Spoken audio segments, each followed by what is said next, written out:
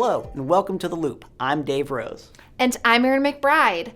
Well, unfortunately, it happened again. One of our ODOT crews was struck while working. Yeah, Erin, so this crew was picking up litter along I-90 east of Cleveland when the driver slammed into the truck. Fortunately, no one was injured. Well, the driver was cited for distracted driving, of course.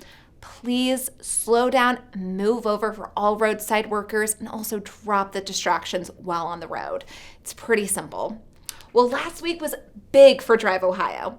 Governor Mike DeWine signed an executive order renewing our state's commitment to investing into smart mobility. So projects like the 670 Smart Lane, the 33 Smart Mobility Corridor, the I-90 Lake Effect Corridor, Sky Vision, and the Transportation Research Center Smart Center all continue to develop and mature. So the future is very bright here in Ohio for smart mobility technology. The Ohio UAS Center, which serves as the state's one-stop shop to advance the use of commercialization of UAS technology, celebrated National Drone Safety Awareness Week. Attendees at an event on Wednesday, they heard how Ohio is using this technology to do everything from bridge inspections and managing traffic to aiding law enforcement and firefighters. There's also been a movement on using drones for deliveries of packages and medical items. The time change means not only is it getting darker earlier, it's also more dangerous for pedestrians. October, November, and December are the top months for pedestrian-related crashes. That's right, Erin. In fact, about 34% of all pedestrian deaths since 2009 have occurred during these 3 months. The key for both drivers and pedestrians, see and be seen. No matter if you're walking, biking, or driving, be aware of your surroundings. Drop the distractions and obey all traffic signs and laws. Together, we can make our roads safer for all users. Absolutely. Another big issue this time of year, drowsy driving. Our Who Knew guru, oh wait, that's me.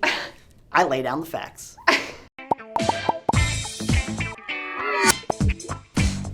Well, sorry about that.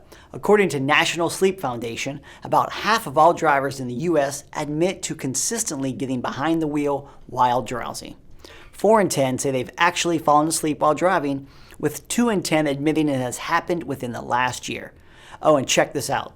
Driving after going more than 20 hours without sleep has the same impact as being legally drunk. While drowsy driving affects everyone, research finds that drivers under age 25 make up about half of all drowsy driving crashes. So teens and young adults, come on, get off Insta, stop snapping, and try to go to bed a little earlier, because we all want you to be safe on the roads. Who knew?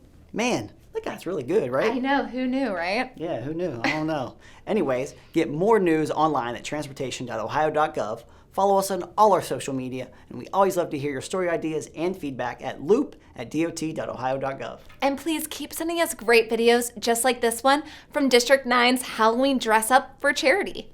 And now